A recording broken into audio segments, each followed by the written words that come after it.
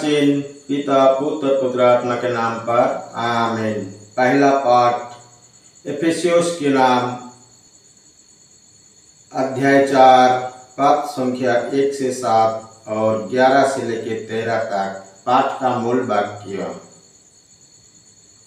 ईश्वर ने आप लोगों को बुलाया है, आप अपने इस बुलावे के अनुसार आचरण करो। ये आप लोगों से मेरा अनुरोध है जो प्रभु के कारण कैदी हूँ। आप पूर्ण रूप से विनम्र, सौम्य तथा सहनशील बने। प्रेम से एक दूसरे को सहन करो और शांति के शत्रु के बांध कर उस एकता को बनाए रखने का प्रयत्न करते रहो जिससे पवित्र आत्मा प्रदान करता है।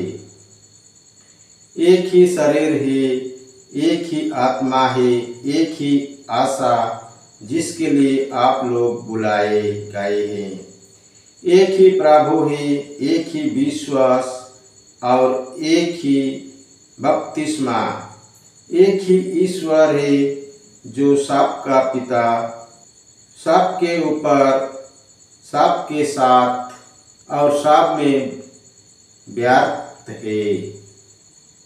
मसीह ने जिस मात्रा में देना चाहा उसी मात्रा में हम में प्रत्येक को कृपा प्राप्त हुई है। उन्होंने कुछ लोगों को प्रेरित, कुछ को नबी, कुछ को सुसमाचार प्रचारक और कुछ को चरवाहे तथा आचार्य देने का वरदान दिया।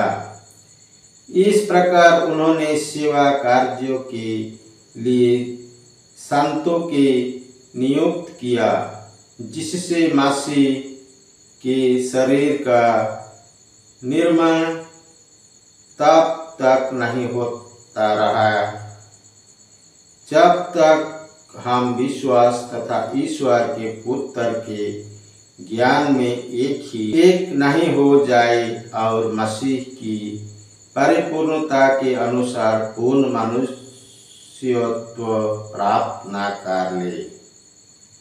यह प्रभु की वाणी है। ईश्वर को धन्यवाद। सुसमाचार, संत मत्ती के अनुसार पवित्र सुसमाचार अध्याय 9 पद संख्या 9 से 13 तक। पाठ का मूल वाक्य, ईसा वहां से आगे बढ़े। उन्होंने मत्ती नामक व्यक्ति को चुंगी घर में बैठा हुआ देखा और उससे कहा, मेरे पीछे चले आओ। और वो उठकर उनके पीछे हो लिया।